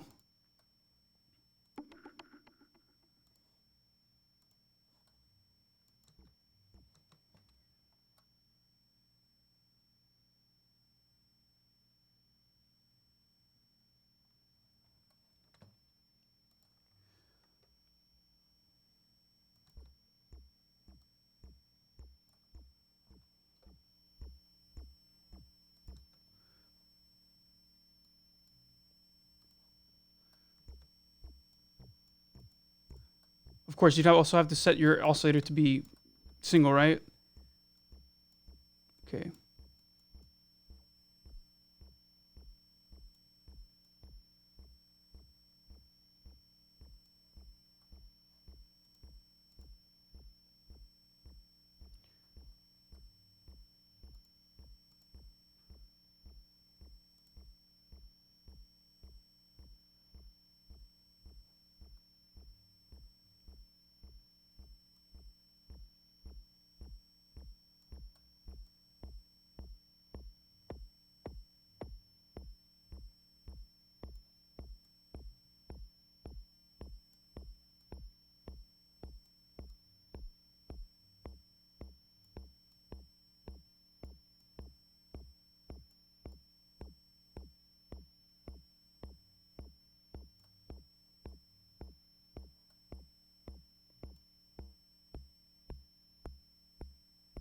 There you go. Just change the pitch now.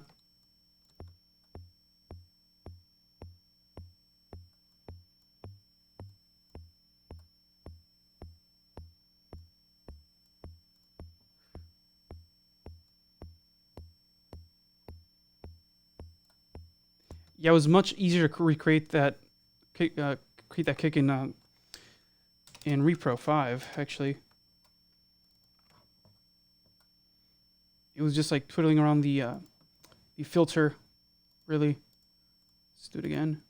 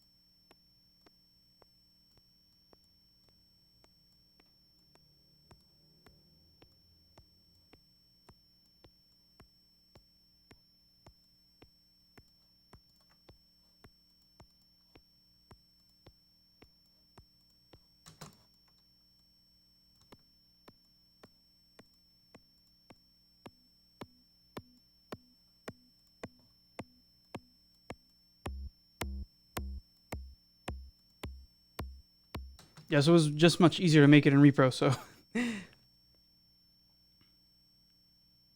yes, so Zebra by default is really hard to wrap your head around Zebra. The thing with Zebra is it wants to be FM synth, it wants to be a wavetable synth, it wants to be an additive subtractive synth, but then it has this mixer in it. So then if you guys weren't able to hear at first, it was because I didn't push up the volume envelope on my mixer on track 1, essentially. So it's a bit harder to hear.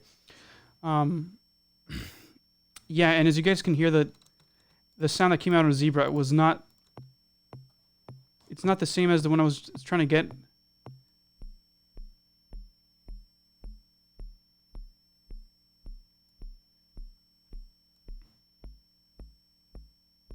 I mean, it's getting there definitely, but it was much quicker for me to work in repro.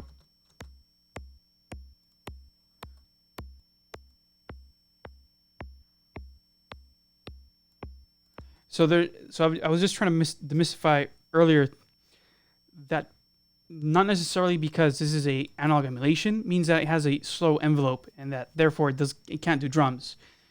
Because I feel like a lot of younger people have that idea in their head that, oh, I need to buy a kick making specific plugin.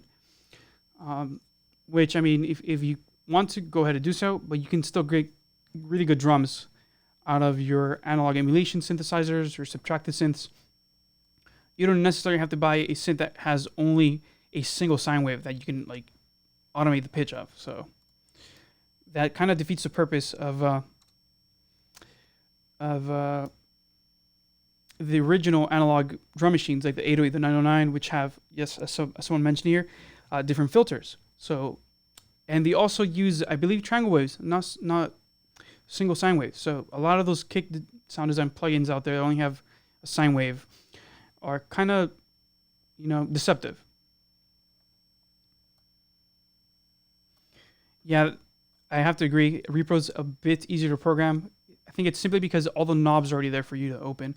Whereas Zebra, it really is an advanced synthesizer, which is why I didn't cover it at the beginning, because I wanted to go over the basics of subtractive synthesis before I jumped into Zebra. So I will cover Zebra in the forthcoming classes because I'll talk a little bit more about modular synthesis, FM synthesis, and wavetable synthesis, which this guy will be a part of.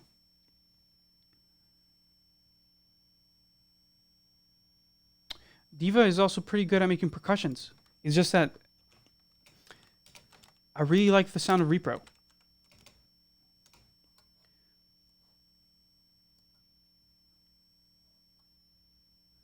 And I was actually, if you go back and watch the earlier parts of the live stream later, because we're going to wrap this up in like 15 minutes or so, if you go watch that, you'll see that I'm basically going through different modules inside Diva, and you get a different timbre each time. So it's really amazing. Because you don't even lose your modulations, which you would do so in different plugins,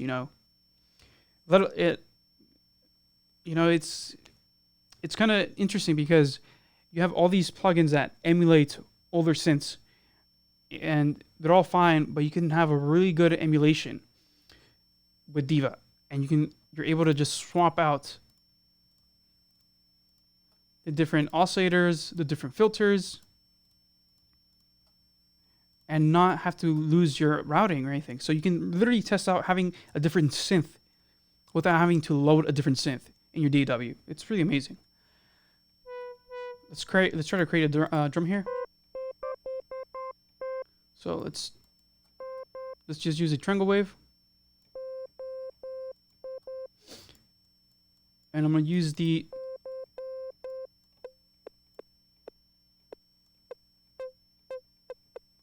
envelope 2 to modulate both the filter and my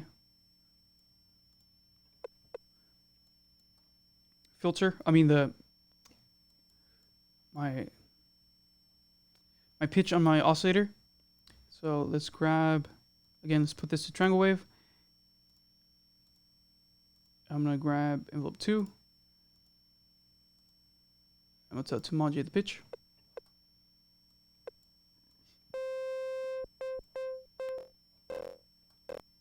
Oh, if you see your CPU's starting to die, again, because I'm running a recording software here, just set your Diva as draft.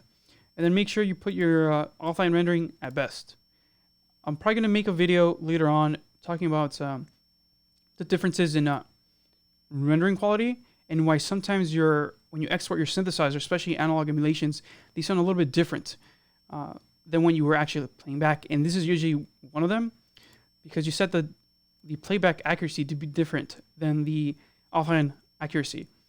So it's a very common thing where you have oversampling and it sounds a little bit different. There's less distortion. You get later less intermodulation distortion. So all those things affect your final outcome.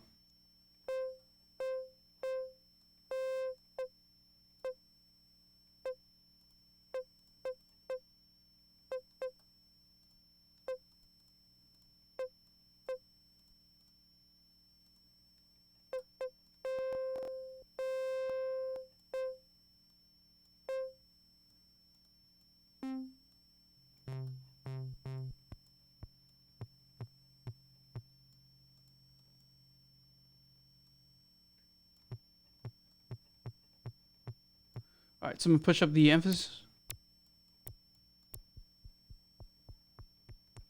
on that, and let's put some MIDI in there.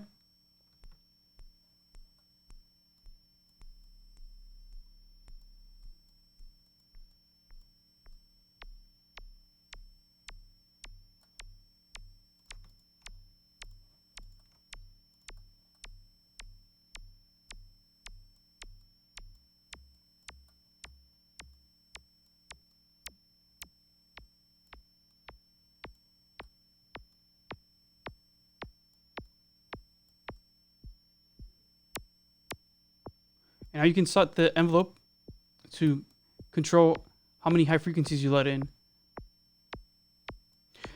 By the way, there's a way to create distortion in Diva that not many people know about. So if we go to the rotary, I'm not sure it's going to sound good on this, but let's give it a try. It sounds actually good on keys and stuff like that. And so basically, we're going to increase the drive on the rotary. Ooh. Sounds like a old school hip hop kick. Okay. Let's pitch this up a little bit. Let's not have it BC.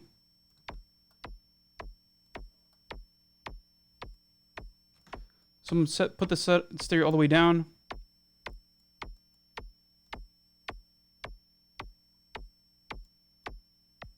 So you guys can hear.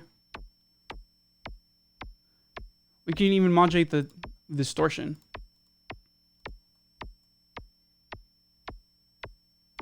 I think somewhere around there sounds pretty good. The other thing I want to do is there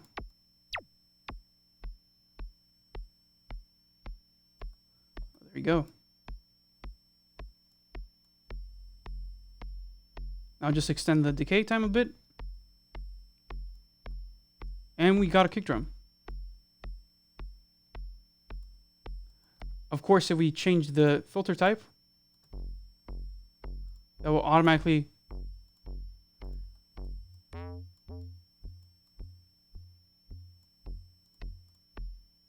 change the tone and the complete sound that we have, actually. There we go. That's the VCF multimode gives it a lot of harmonics right there. A lot of distortion with the resonance.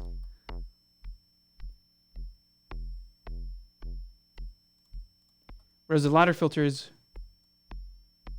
much cleaner. You could also change the slope.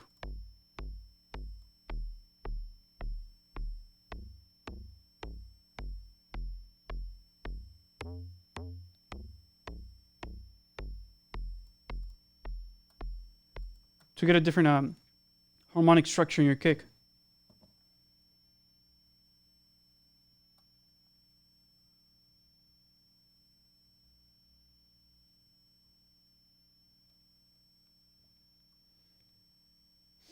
All right. Do you guys have any more questions? Because we're getting close to that 2-hour mark.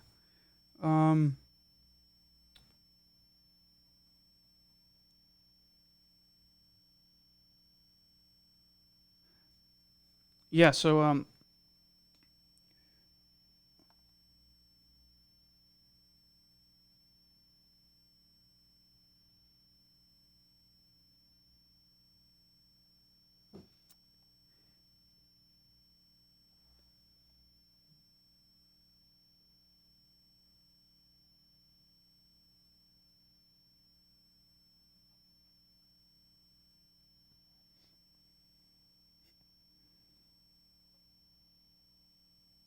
supersaws. I did cover supersaws earlier.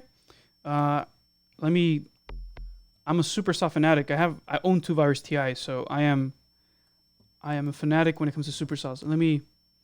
I'll save this patch and I'll share with you guys in the Yuhi users group. By the way, if you guys are not inside the Yuhi users group on Facebook, make sure you guys go there. Enjoy the page. That's where we discuss all things Yuhi, sound design stuff. That's where we used to have these live streams, and now we're going to have them here on Music Marketing TV, simply because more people can view them here. And also the resolution quality is much better inside YouTube than on Facebook. So there's a ton of content on the Facebook group. Again, it's the UHE users group, UHE users and sound designers group on Facebook, and join the group, and you'll see a ton of content that I've uploaded there for the past year. And we have a UHE Hive soundback as well.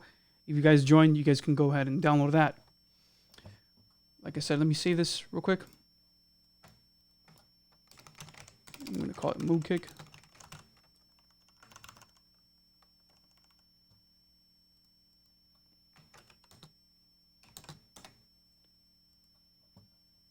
Let's initialize this. Let me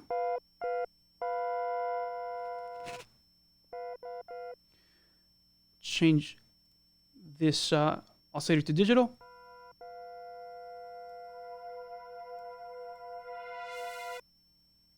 So earlier on in the live stream, I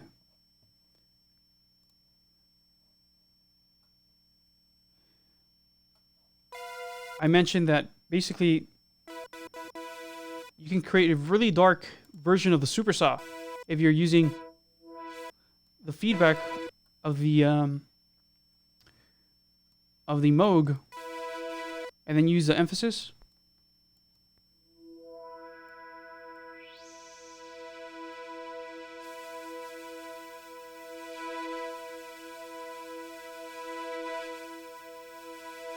To essentially create a tonal shift in the sound.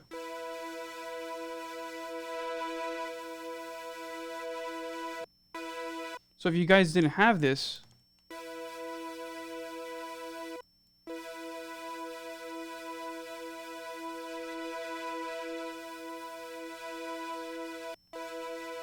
you would have a sound that's a little bit more laid back. Now, let's detune the second oscillator here.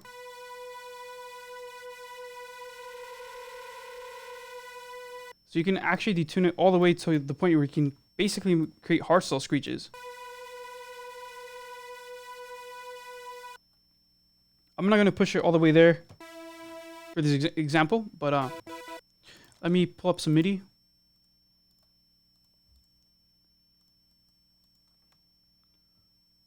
File.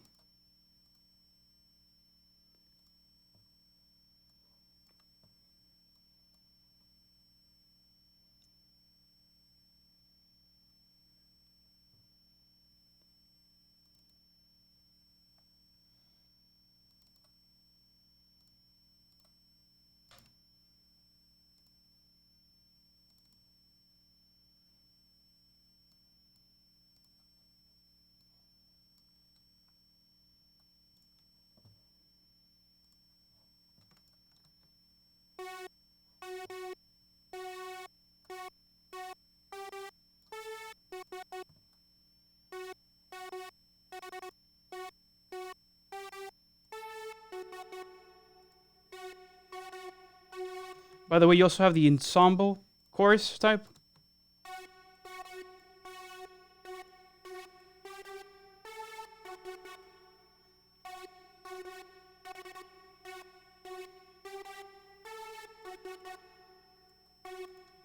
So if you put a hardstyle kick drum, you'd immediately have a really good sound source to have a top line. I'm not even using the high quality yet, so let's turn on high quality.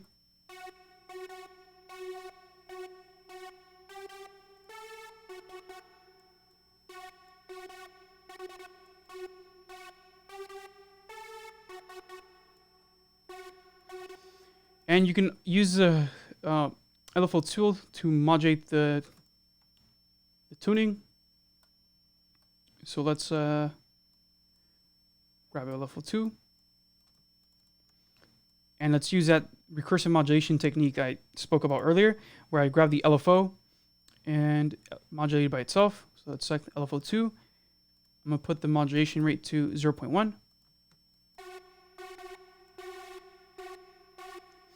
Pushing my mod wheel.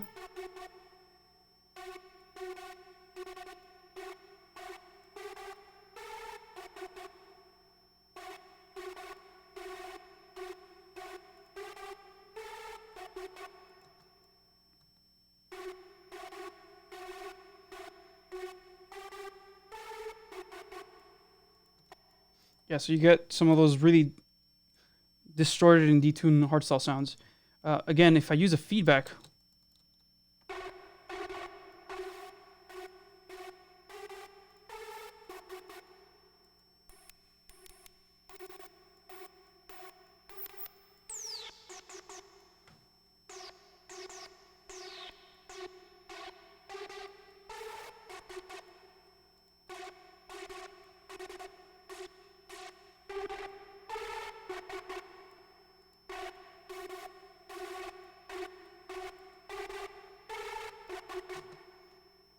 get some really gnarly sounds.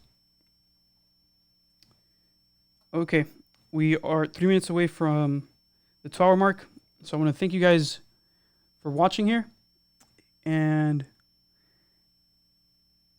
I'm just reading some of the last comments you have. So you guys were very active the last 40 minutes. That's amazing. I want to thank you guys for watching, for being here, for asking questions.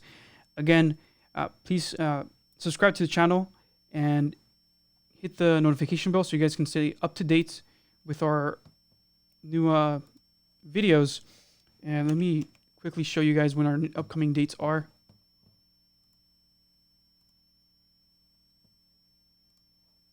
So we have May 14th is going to be the day we cover FM synthesis. June 4th will be the day we cover wavetable synthesis. So that's going to be cool for Zebra, Hive, and then we cover UHE effects. So we're going to cover Twangstorm, Ubix. I'm going to try and download the beta version so I can show you guys, and then as well as Satin. So we're going to be hosting the classes again at 2 p.m. Eastern Standard Time, 11 a.m. Pacific Time, and I believe the time in Germany would be 8 p.m. in Germany. And the instructional time is going to be the same as here, 1 hour and 15 minutes of instructional time, and then we're going to be doing 30 minutes of open Q&A. So subscribe to our YouTube channel, and also Bo Astrup commented the link to our UHE users group and sound designers page on Facebook, so make sure you guys go and check out the page. I'm Kevin Ochoa with Music Marketing TV, and I thank you guys for watching and staying tuned with us. Bye-bye.